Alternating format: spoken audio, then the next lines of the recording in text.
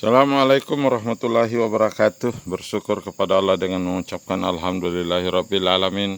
Berselawat kepada baginda Rasulullah Muhammad sallallahu alaihi wasallam dengan mengucapkan Allahumma sholli ala sayyidina Muhammad wa ala ali sayyidina Muhammad. Ma'asyiral muslimin di mana saja berada, pagi ini 12 Juli 2022 dari kompleks Pondok Tahfiz Babul Ilmi Bikokoro dan Masjid Nurul Ilmi Bikokoro, saya akan membagikan tazkirah mengenai mendengar yang tembus hati. Sahdan pada satu Jumat Raja An-Nasir tidak tampak salat Jumat. Jadi ini sudah 3 Jumat beliau tak tampak. Ia sibuk membangun kota Az-Zahra di Cordoba. Menurut rencana, bangunan itu menelan biaya yang cukup besar karena didesain sebagai lambang kekuasaan dan ketinggian ilmu dan kebudayaan Islam. Pada Jumat keempat, Raja melaksanakan salat Jumat bersama anaknya. Kebetulan yang berkhutbah adalah Munsir bin Said, ulama yang cukup vokal pada zaman itu. Dengan rasa cinta, Munsir menasihati umatnya lewat khutbahnya. Makmum pun mendengar dengan penuh khusyuk dan tawadhu. Munsir menyitir firman Allah, Ma'asyiral muslimin, yang artinya, apakah kamu mendirikan pada tiap-tiap tanah tinggi bangunan untuk bermain-main, dan kamu membuat benteng-benteng dengan maksud agar kamu kekal di dunia? Dan apabila kamu menyiksa, maka kamu menyiksa sebagai orang-orang yang kejam dan bengis. Maka bertakwalah kepada Allah dan taatlah kepada aku. Quran Surah Asy-Syu'ara ayat 128-131. Ma'asyiral muslimin. Selanjutnya Munsir bin Said melanjutkan, tidak ada manfaatnya sebuah bangunan bagi umat jika akibatnya malah melupakan Tuhan. Ingat itu, ma'asyiral muslimin. Melanggar syariatnya dan melampaui batas. Adalah suatu kezaliman menggunakan uang negara dan harta rakyat untuk kesenangan dan kepentingan para atasan. Itu adalah pengkhianatan. Selanjutnya, beliau meneruskan khutbahnya. Semakin megah yang dibangun, semakin banyak orang miskin yang terusir dan si melarat yang terdampar. Semakin banyak bangunan, semakin kurang tempat untuk berteduh, dan semakin sempit ruang gerak si kecil untuk turut hidup di area itu. Bangunan seperti itu mubasir apabila jika dibangun dengan paksaan dan kekerasan, seperti yang dilakukan oleh kaum Jabbarin yang kejam, maka memperlakukan rakyatnya tak lebih dari binatang. Selanjutnya, beliau berkata, sungguh amat zalim para penguasa yang bersemangat membangun, tapi hanya di tempat-tempat yang tinggi. Nilai bangunannya tidak lebih dari sekedar simbol kebesaran dan kemewahan, melambangkan tindakan sewenang-wenang, sikap keras dan kejam, mengusir si fakir, menggusur yang kecil. Sebaliknya, mereka menempatkan orang-orang besar dan terhormat, menghibur golongan elit, mengkhususkan kawasan itu untuk mereka. Ma'asyiral muslimin, apa yang terjadi?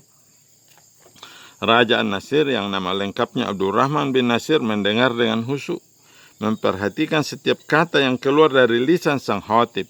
Seusai salat, ia menyampaikan kepada anaknya bahwa ia sangat tersinggung dengan isi khutbah itu. Sang anak pun marah dan mengusulkan kepada ayahnya agar memecat dan memberi sanksi kepada si khatib. Raja rupanya sedang melatih anaknya untuk mendengar.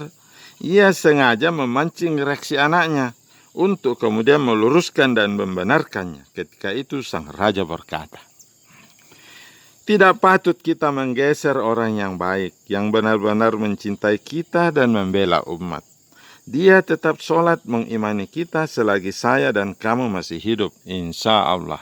Nah, ini ma'asyiral muslimin, susah cari pemimpin seperti ini. Apabila dikritik, dia membenarkan yang mengkritiknya itu. bukan malah memenjarakannya atau memecatnya. Nah, di banyak negeri di dunia sekarang, apabila seorang pengkhutbah di atas mimbar mengeritik penguasa, maka pengkhutbah itu bisa kena masalah, dihukum mati, dipenjara, dan seterusnya. Dan banyak orang yang membenarkan itu, bahwa mengeritik penguasa itu tidak bijak. Padahal yang menjadi khalifah di bumi ini adalah para ulama warasatul anbiya. Tidak ada rasul lagi sekarang, tapi yang ada adalah ulama penerus para nabi. Oleh sebab itu, penguasa-penguasa bumi yang diberi amanah oleh Allah untuk mengatur rakyat sepatutnya mendengarkan para ulama, bukan malah memenjarakan mereka. Jadi penguasa janganlah bertelinga tipis, karena yang ditujukan daripada pembicaraan para ulama adalah hati, bukan telinga.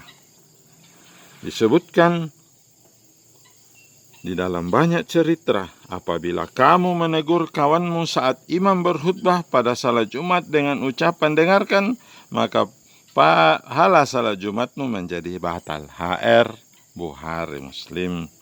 Jadi ini riwayatnya. Jadi kalau kita mendengarkan khutbah, jangan menegur orang yang tidak mendengarkan. Oleh sebab itu disunahkan sebelum khutbah dibacakan, maka seseorang mengumumkan di depan, diamlah, dengarkanlah, taatilah, semoga Allah merahmati kalian semua. Jadi itu mestinya diperdengarkan oleh protokol di depan, di mimbar. Diamlah, dengarkanlah, taatilah, semoga Allah merahmati kalian semua. Begitu ma'asyiral muslimin, di dalam surah Al-Anfal juga disebutkan, dan janganlah kamu seperti orang-orang yang berkata, kami mendengarkan, padahal mereka tidak mendengar. Sesungguhnya binatang yang seburuk-buruknya di sisi Allah ialah orang-orang yang peka dan tuli, yang tidak mengerti apapun. Nah, itu bahkan Allah telah merendahkan orang-orang yang ada telinganya, tetapi hatinya tidak mendengar. Begitu dinasihati, dia marah-marah, padahal itu bukan untuk telinganya, itu adalah untuk hatinya.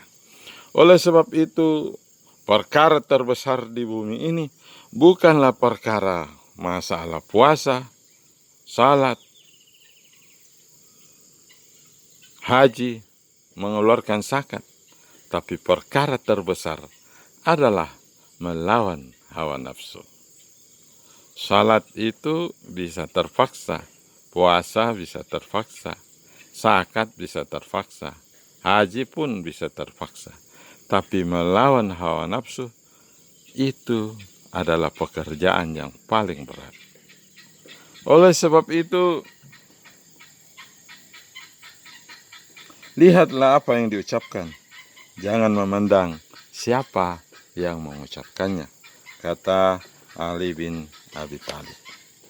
Ma'asyiral muslimin di mana saja berada, oleh sebab itu apabila Anda mendengar dengan telinga, maka itu adalah pendengaran yang keliru. Tapi mendengarlah dengan hati.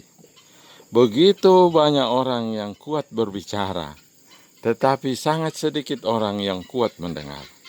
Oleh sebab itu ketika para pengkhutbah berbicara di atas mimbar, maka baru beberapa menit orang-orang sudah mulai mengabaikan pembicara. Dan dia sibuk dengan pikirannya sendiri. Oleh sebab itu beruntunglah orang yang mendengar dengan hatinya melalui telinganya. Saya Al-Fakir Samion Ahmad dari Bikokoro memberikan pesan, dengarlah dengan hati, karena hatilah yang menggerakkan daripada anggota tubuh untuk melakukan ini dan itu. Dan apabila hati dikendalikan oleh akal, pikiran, dan iman, maka terkulailah hawa nafsu. Tetapi apabila hawa nafsu yang mengendalikan, maka terkulailah ilmu, akal, dan pikiran.